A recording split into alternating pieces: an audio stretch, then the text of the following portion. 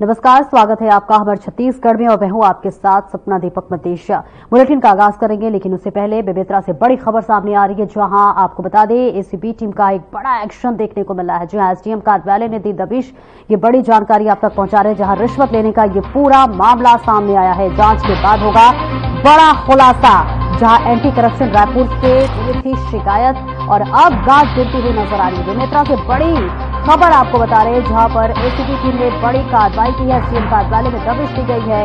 पूरा मामला रिश्वत लेने का बताया जा रहा है। जांच के बाद बड़ा खुलासा हो सकता है। एंटी करप्शन रायपुर से जो है शिकायत की गई थी और अब इस पर बड़ा एक्शन होता हुआ नजर आ रहा है। भू परिवर्तन का ये पूरा मामला बताया जा रहा है, जहां दिव्यांग युवक का तुकाराम ने की थी शिकायत। एसडीएम कार्यालय में की थी शिकायत, जहां 20,000 रुपए का पूरा मामला है, 10,000 दिया गया था और इसी के साथ साथ पूरा मामला रिश्वत का बताया जा रहा है। जहां पर अब जांच के बाद बड़ा खुलासा होने वाला है और इसी के साथ साथ दिव्यांग युवक तुकाराम ने इस पूरे मामले में शिकायत की थी, जहां पर अब जांच होगी और जांच के बाद बड़ा खुलासा होने वाला है। बताया जा रहा है कि 20,000 रुपए की मांग की गई थी, जिसमें 10,000 रुपए एडवांस दिए गए थे और अब ये पूरा भंडाफोड़ हो गया है और इस पूरे मामले की अब जांच होगी। और तस्वीरें भी देखिए सामने आ गई है, तस्वीरों भी आपको दिखा रहे हैं, जहां पर अब ये बड़ा खुलासा होने वाला है। रिश्वत का ये पूरा मामला बताया जा रहा है। तुकाराम नाम के व्यक्ति ने जो है शिकायत की थी। बताया जा रहा है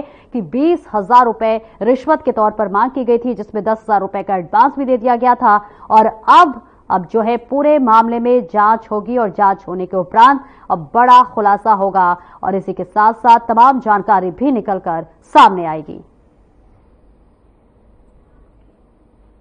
और भाई, किसानों से समर्थन मूल्य पर धान की खरीद 14 नवंबर यानी कि आज से शुरू हो चुकी है। धान की खरीदी से पहले 31 अक्टूबर तक किसानों की फसलों का भौतिक सत्यापन का कार्य पूरा करना था, जबकि ये कार्य अब तक जारी है और इसी पर देखिए हमारी खास रिपोर्ट।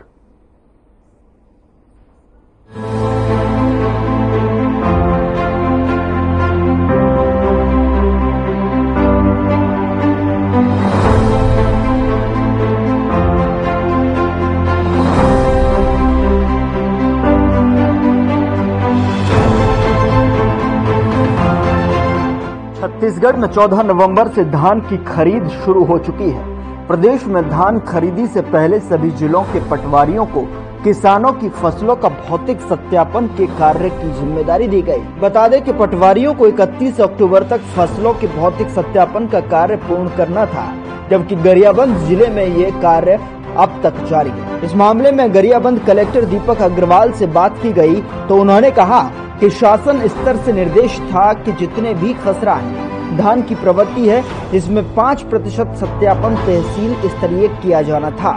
उसमें से लगभग कार्य पूरा हो गया है। उसके बाद जो 5% है, उसके 5% को जिला स्तरीय टीम द्वारा सत्यापन करना था, जो सत्यापन कर लिया गया है। इसमें कुछ कमियां मिली हैं, जिसको संशोधित करने के लिए सभी तहसीलदारों को निर्देशित किया गया है। सौंपी गई थी किसानों के फसलों का भौतिक सत्यापन का, क्या कार्य पूर्ण हो पाया? नहीं, देखिए, उसमें शासन स्तर से जो निर्देश था कि जितने भी खसरा हैं जिसमें धान की प्रविष्टि है, उसका 5% सत्यापन तहसील स्तरीय टीम द्वारा किया जाना था। उसमें से लगभग कार्य पूर्ण हो गया है। उसके बाद जो 5% है, उसमें से 5% उसके 5% को जिला स्तरीय टीम द्वारा सत्यापन किया जाना था, उसको टीम द्वारा भी सत्यापित कर लिया गया। उसमें जो भी कोई कई जगह थोड़ी सी त्रुटियां मिली हैं, उसको संशोधित करने के लिए सभी तहसीलदारों को निर्देशित किया गया है। उसमें लगभग अधिकांश कार्य पूर्ण हो गया है। जो भी काम है 1-2 दिन में कंप्लीट हो जाएगा। सर, आखिर क्या कारण है जो 21 अक्टूबर का तारीख पूर्ण होना था अब तक नहीं हो पाया था? किस चीज का 21 अक्टूबर तक का? नहीं, ये शासन से समय सीमा निर्धारित थी। उसमें जो है 31 तारीख तक तहसील स्तरीय को करना था, 13 तारीख तक जिला स्तरीय समिति को करना था। अच्छा, हाँ सर, आज धान खरीदी के लिए कितने टोकन जारी किए गए हैं? हाँ, धान खरीदी के लिए लगभग आज के डेट में 53,000 क्विंटल धान खरीदी का लिए टोकन जारी हुए हैं और इसमें खरीदी प्रक्रियाधीन है। जी सर, जिले में कितने किसान पंजीकृत किसान हैं जिनका धान खरीदा जाएगा? लगभग 90,000 से ज्यादा किसानों का पंजीकरण हुआ है। कुछ नवीन किसानों ने लगभग 4,000 नवीन किसानों ने भी पंजीयन कराया है। नवीन किसान ऐसा हो जाते हैं कि कुछ घरों में मान लीजिए फौती दर्ज होने के बाद उनके बच्चों के नाम पे आए हैं, कुछ बंटवारा होने के बाद, कुछ खरीदी बिक्री से होते हैं। तो इस प्रकार से 4,000 नवीन किसानों ने पंजीयन इसमें कराया है। कलेक्टर दीपक अग्रवाल का कहना है कि लगभग अधिकांश कार्य हो गया है। कुछ कार्य जो बचा है वो 1-2 दिन में पूरा हो जाएगा। तो वहीं गुरुवार 14 नवंबर से धान की खरीद शुरू हो गई है। देखने वाली बात ये होगी कि धान की खरीद के कितने पुख्ता इंतजाम किए गए हैं। Bureau report.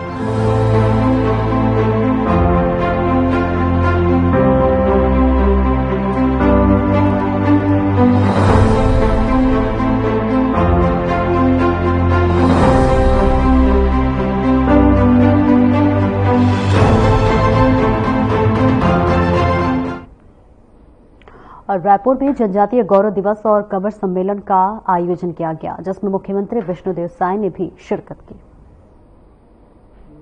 ऐसे में धरती आबा भगवान बिरसा मुंडा के नमन करत हो और हमारे सौभाग्य की बात है कि हमारे देश के यशस्वी प्रधानमंत्री श्री नरेंद्र मोदी जी भगवान बिरसा मुंडा की जयंती 15 नवंबर के जनजातीय गौरव दिवस के रूप में मनाई के निर्णय लेने और पूरा देश में आज इस देश में 10 करोड़ से ज्यादा आबादी हमारे जनजाति भाई बन के है और करीब करीब हर प्रदेश में है, तो हर जगह ये जनजातीय गौरव दिवस मनाया जाता है।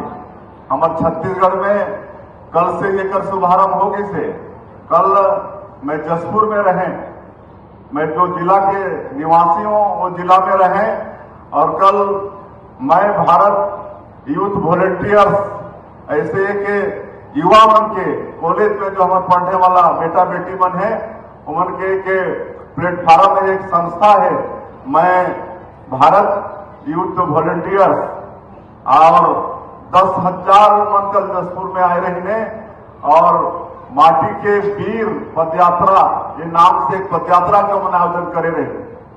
10 किलोमीटर के पदयात्रा रही से जिसमें 15,000 से ज्यादा व्यक्ति मन कल वहां पदयात्रा करें और हमारे सौभाग्य बात रही कि ओला प्रोत्साहित करे बर हमारे वॉलंटियर्स मला प्रोत्साहित करे बर हमारे भारत सरकार के श्रम और खेल मंत्री श्री मनसुख मांडविया जी वो आ रही ने और हमारे छत्तीसगढ़ सरकार के मंत्री सांसद विधायक सबो रही, हमारे समाज के प्रमुख मन भी रहे और 15,000 से ज्यादा व्यक्ति बन के पदयात्रा निकले रहे। बहुत अच्छा माहौल में हमारे आदिवासी भाई बन वहां कहीं पिए के पानी की व्यवस्था, कहीं फल वितरण की व्यवस्था और आदिवासी व्यंजन से पूरे पदयात्री मनला खिलाना पिलाना ये सब काम कल वहां जसपुर में हुई थे।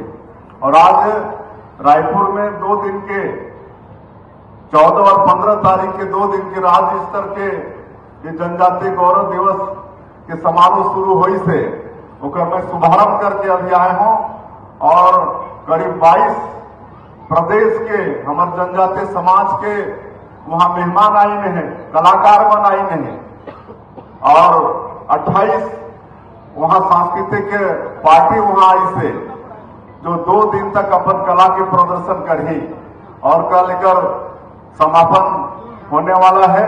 मैं आप सबसे भी आग्रह करूं कि आप समय निकाल के रायपुर साइंस कॉलेज ग्राउंड में कर आयोजन हुई से भारी संख्या में वहां व्यक्ति मन जुड़ी हैं और जरूर वहां हमारे जो 22 प्रदेश से हमारे कलाकार मन हमारे पहुना मन आई हैं उमन के देखे कि आप मन सादर आमंत्रित हो।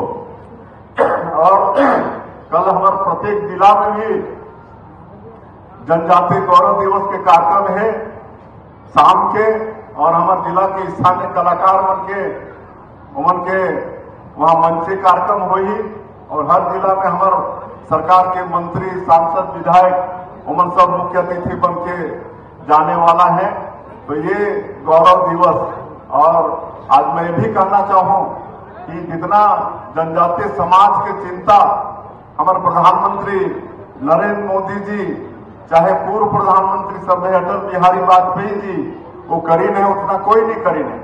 आप वाला मालूम है कि आज छत्तीसगढ़ में 32% हमारा ट्राइबल पॉपुलेशन है, आदिवासी मन की जनसंख्या है। आज एमन के समुचित विकास हो एक अगर राज्य के निर्माण के भी कोई काम करिस तो हमारे भारत रत्न देश के पूर्व प्रधानमंत्री अटल बिहारी वाजपेयी जी करी। आज छत्तीसगढ़ राज्य वाला मिली से तो श्रद्धेय अटल बिहारी वाजपेयी जी के कारण। और आपको यह भी मालूम हुई कि भारत सरकार में पहली बार आदिवासी मन के विकास के लिए अलग से मंत्रालय के गठन, आदिम जाति कल्याण मंत्रालय के गठन, ये भी कोई करिस तो देश के पूर्व प्रधानमंत्री श्रद्धेय अटल बिहारी वाजपेयी जी करिस। आज हमारे जो वर्तमान में प्रधानमंत्री हैं श्री नरेंद्र मोदी जी आज बराबर हमारे जनजातीय समाज के सम्मान बढ़ाई के काम करत हैं। आज ये देश के जो सर्वोच्च पद है राष्ट्रपति के पद, आज कौन बैठे से वहां? हमारे जनजातीय समाज के हमारे बहनी, हमारी बेटी आज श्रीमती द्रौपदी मुर्मू आज राष्ट्रपति के रूप में आज विराजमान है। एक और गौरव के बाद हमारे जनजातीय समाज के लिए और क्या हो सकता है? आज मुख्यमंत्री के नाते आप मन के सामने आप मन से बातचीत करत है तो एक भी आदिवासी के बेटा, एक छोटा सा कार्यकर्ता आज मुख्यमंत्री के नाते आपन सगा समाज और जनजातीय समाज के बीच में आज मुख्यमंत्री के रूप में खड़ा है। तो ये भी हमारे प्रधानमंत्री नरेंद्र मोदी की भारतीय जनता पार्टी के देन है। आज जनजातीय समाज के समुचित विकास हो, एक लिए जो राष्ट्रपति के दत्तक पुत्र कहे जाते हैं, हमारे छत्तीसगढ़ में ऐसे 5 जाति है, कोरवा, बिरहोर, बैगा, पंडो, अबुझमाड़िया, जो आज भी बहुत जंगल में रहते हैं। वनवासी विशेष पिछड़ी अनुसूचित जनजाति जमाला हमन कथन उमन के विकास के लिए पीएम जनधन योजना हमारे प्रधानमंत्री लागू करें है। 47,000 करोड़ के 47,000 करोड़ के पीएम जनधन योजना आप जाके देखो बस्तर क्षेत्र में, जहां हमारा अबुझमाड़िया भाई मन है, हमारे जसपुर, रायगढ़, कोरबा क्षेत्र में जहां कोरवा, बिरहोर है, आज मन के गांव सड़क, बिजली, पानी हर चीज पहुंचत है, घर घर पानी पहुंचत है, सड़क, उमन के राशन कार्ड, उमन के आयुष्मान कार्ड, सर्वांगीण विकास हो गांव के होते। और अभी 2 अक्टूबर के हमारे देश के प्रधानमंत्री ये देश के 6,500 गांव के सिलेक्शन करके 6,500 गांव जहां सबसे ज्यादा आबादी जनजाति बंधु मन के है, ऐसे 6,500 गांव के सर्वांगीण विकास के लिए धरती आबा ग्राम उत्कर्ष योजना की शुरुआत करी है। धरती आबा ग्राम उत्कर्ष योजना 80,000 करोड़ के बजट 6,500 मतलब 6,500 गांव हमारे यहाँ के है, छत्तीसगढ़ के खाली है 6,500 गांव सिलेक्शन, और पूरे देश के तो ज्यादा है। तो में ये 80,000 करोड़ से वहां भी सड़क, बिजली, पानी हर चीज की व्यवस्था ये धरती आबा ग्राम उत्कर्ष योजना में होने वाला है। और अलग से विकास प्राधिकरण के गठन और जो भी योजना है, प्रधानमंत्री आवास, घर घर में नल जल योजना के माध्यम से पानी, बिजली, ये सब की व्यवस्था मैं इसलिए सब आज के अवसर में बताता हूं कि हमारा चिंता करे के विषय है कि आजादी के 75 साल में आज सबसे हितैषी कौन हमारे रही से हमारे जनजातीय समाज के, ये हमारा मन में रखना पड़ी, हमारा चिंता करना पड़ी। और चूंकि समय ज्यादा नहीं है, हमारे जनप्रतिनिधि मन के तरफ से बहुत मांग आई से, और मैं आज नमन करना चाहूं हमारे शहीद ठामन सिंह ठाकुर जिला जेमन ये गांव के माटी पुत्र रहने जेमन हम श्रद्धांजलि अर्पित करे हन। और यहाँ के वरिष्ठ नागरिक स्वर्गीय गिरधारी सिंह ठाकुर जिला जेमन के प्रयास से ये यहाँ समाज के तरफ से महाविद्यालय के संचालन वो 60-64 ईस्वी से होते। मैं पूरे समाज के और ये ठाकुर परिवार का बहुत बहुत धन्यवाद देता हूँ कि आज से इतना साल पहले 55 साल पहले ये सोचना समाज के बच्चा मल्ला, क्षेत्र के बच्चा मल्ला पढ़ाई में आगे करे के खातिर महाविद्यालय की स्थापना करना ये बहुत बड़े बात है। काबर कि शिक्षा का बड़ा महत्व है। हमारे विद्वान मन कही है कि शिक्षा के बिना जीवन अधूरा है, शिक्षा विकास का मूल मंत्र है। मतलब व्यक्ति ला किसी भी क्षेत्र में विकास करना है तो शिक्षा जरूरी है। और एक शिक्षित व्यक्ति और एक अनपढ़ व्यक्ति के जीवन में बहुत जमीन और आसमान के फर्क होते। और 60 के दशक में स्वर्गीय गिरधारी सिंह ठाकुर की सोच बोला भी मैं नमन करता हूं। यहाँ महाविद्यालय की शुरुआत करी और पिछले समय में शायद ये महाविद्यालय के शासकीकरण की घोषणा भी होगी, लेकिन वो काम पूरा नहीं हुई से और आज फिर समाज की तरफ से वो मांग आई से तो ये काम ला कैबिनेट में ले जाना पड़ी। महिला कैबिनेट में ले जाऊं और एक उत्थान हो आगे ये महाविद्यालय और ये चलते रहे ठीक से करने मोर तरफ से पूरा प्रयास हुई। लेकिन आज के समय में मैं यहाँ के भवन निर्माण के लिए 25 लाख रुपया की घोषणा करता हूँ। ये महाविद्यालय जैसे बताएं कि भवन मन जीर्ण होते तो आने वाला समय में हम विद्यालय महाविद्यालय ठीक है उसको हटा दो। अच्छा हायर सेकेंडरी उत्तर माध्यमिक विद्यालय है ओकर भवन के लिए मैं 25 लाख रुपया के घोषणा करता हूँ। और दूसर मांग आई से आदिवासी पैकरा कमर समाज परिक्षेत्र गुंडरदेही रेंगा कठेरा उनमें सामाजिक भवन के लिए एक मांग हुई से करने में आज 50 लाख रुपया की घोषणा करता हूं। और ये गुंडरदेही के वार्ड क्रमांक 10 में राम मंदिर परिसर कृष्ण भगवान का मंदिर जहां राम नाम सप्ताह होते रहते वहां भी अतिरिक्त कक्ष निर्माण के लिए मैं आज 10 लाख रुपया की घोषणा करता हूं। और बाकी जितना हमारे प्रतिनिधिवन जो काम ला देन है मैं आश्वस्त करता हूं कि उनके काम ला धीरे धीरे और समय रहते हम सब ला पूरा करबो। और मैं ज्यादा नहीं बोलते हुए आप सब शांति से बैठिए। हमारे सब नेता मन को उद्बोधन आप मला सुनना है, सांसद है, विधायक है, हमारे समाज के वरिष्ठ मन है, सब आप मला सुन के जाना है। और मैं आपन से इजाजत चाहूं आपन मला छुट्टी दी हो। आपन भारी संख्या में जनजातीय गौरव दिवस और कंवर सम्मेलन में शामिल हुए हैं ओकर लिए और समाज आज मोला यहाँ बुलाइस आपन के दस्तल लाभ होइस समाज के भी मैं आभार व्यक्त करते हुए और आप मन के सबके हृदय से अभिनंदन स्वागत करते हुए अपन बात के अंत करत हूं। जय हिंद, जय छत्तीसगढ़।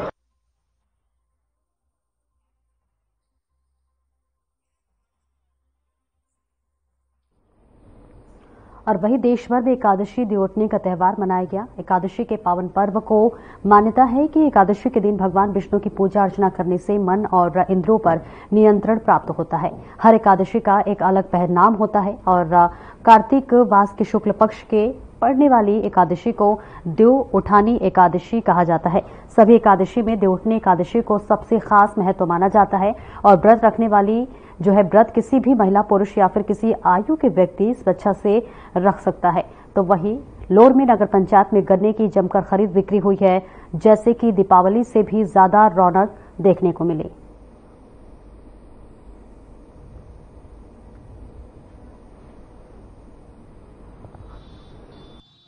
मेरा नाम गौतम सिंह राजपूत है। मैं मसगांव लोरमी का हूँ। भैया आज एकादशी है, कैसे माहौल है आपके नगर पंचायत लोरमी के? भैया ये आज का हिंदू वर्ष में एकादशी को बहुत बड़ा महत्व है एकादशी का।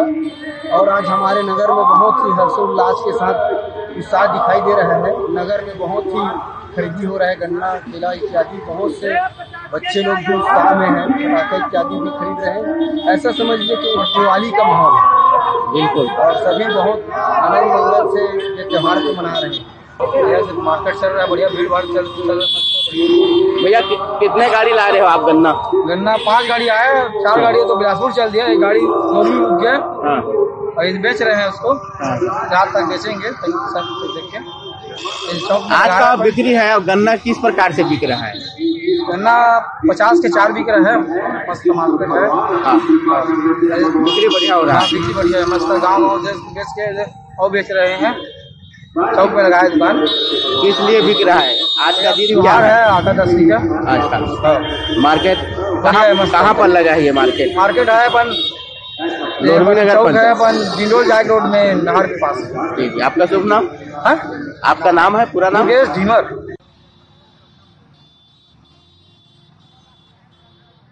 और वहीं गुरुवार से बेमेतरा जिले में खरीफ सीजन 2024-25 में समर्थन मूल्य पर धान खरीदी की शुरुआत हो गई है।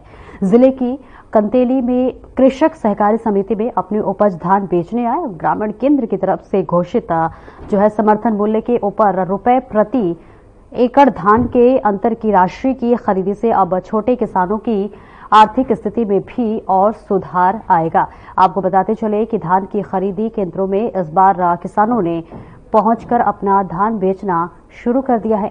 किसानों की धान बिक्री पर उन्हें समर्थन मूल्य की राशि भी जल्द मिल जाएगी। इससे उनकी आर्थिक स्थिति में भी सुधार भी पहले से ठीक आ रहा है।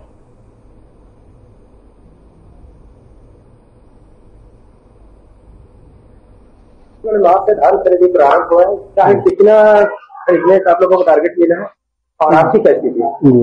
जी हमारे पास धान खरीदी के लिए 1678 किसानों का पंजीयन हुआ है। 392 हेक्टेयर धनारब्ध है हमारे पास, जिसमें अनुमानित खरीदी लगभग 1,24,000 क्विंटल का होना है। इसमें से आज 35 किसानों के लिए 1854 क्विंटल का टोकन जारी हुआ है। धान खरीदी को लेकर के तैयारी आकस्मिक बारिश हो जाता है, उसके लेकर के तैयारी क्या तैयारी है? जी इसके लिए भी हमारी पूरी तैयारी है। जैसे हमारे पास अभी पक्की स्टेक बना हुआ है जिसके ऊपर धान रखा जाएगा और उसे ढकने के लिए तिरपाल की व्यवस्था की गई है। तब तक हमने धान खरीदी प्रारंभ है, कैसा लग रहा है? कितना रकबा था और आज बेचना है, क्या लग रहा है? 10 एकड़ का रकबा था मतलब अपना, और यहाँ खरीदी तो बढ़िया है और काम सुचारू रूप से चालू कर रहे हैं, काम भी फास्ट किया है। क्या नाम है? कौन सा गाँव है? मेरा लोले सर नाम प्रदीप वर्मा।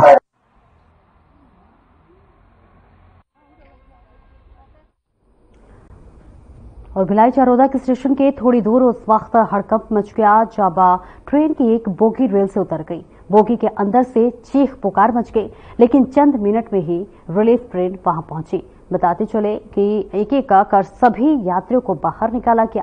इसी के साथ हर 2 साल में होने वाले इस मॉक ड्रिल में रेलवे, एनडीआरएफ, आरपीएफ और सिविल डिफेंस की टीम ने हिस्सा लिया। टीम ने गैस कटर से बोगी को काटने का काम तेजी से किया और इस दौरान मिलने वाले क्विक रिस्पांस और घायलों को बाहर निकालने के साथ ही बोगी को गैस कटर के जरिए काटने का डेमोन्स्ट्रेशन शानदार रहा। बच्चों को रेस्क्यू टीम ने खिड़की, दरवाजे और बोगी की छत को काट कर निकाला।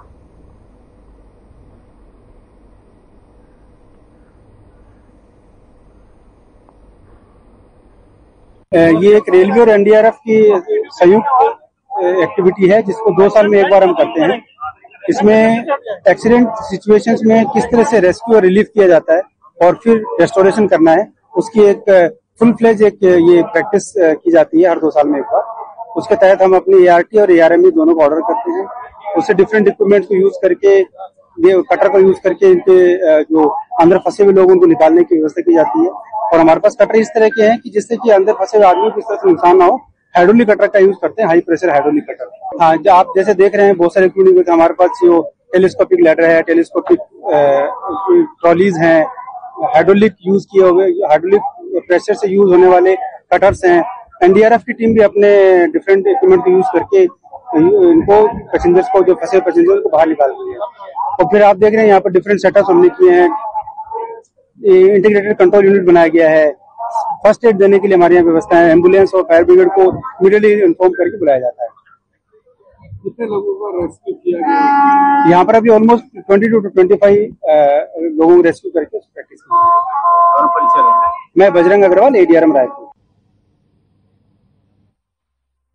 और पखानजोर थाना अंतर्गत होटल चलाने वाली अकेली महिला को ग्राम के ही युवक ने छेड़खानी का शिकार बनाया। प्राप्त जानकारी के अनुसार पीड़िता गांव के बाहर एक भजिया का होटल चलाती है।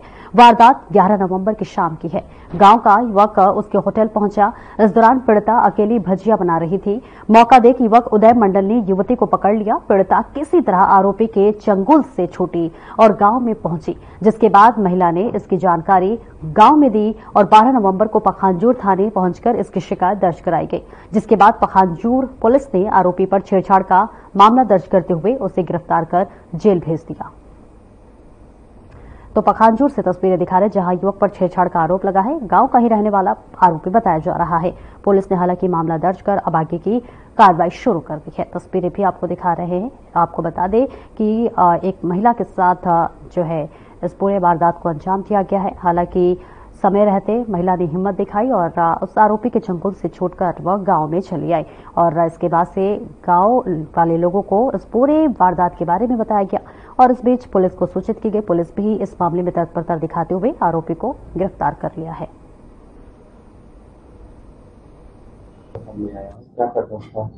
पीवी 34 में एक महिला है, वो अपना छोटा सा होटल चलाती है, भजिया पकौड़ा वगैरह चाय में बेचती है। परसों शाम को 11 तारीख को उसके यहाँ एक वहीं पीवी 34 के निवासी उदय मंडल वो गया और उससे छेड़खानी करने लगा और उसे उसके साथ मारपीट भी की, जिस पर उस पीड़िता ने थाना पखानजूर आकर अपराध पंजीबद्ध कराया, जिससे आरोपी की पतासाजी करके उसे आज गिरफ्तार किया गया है।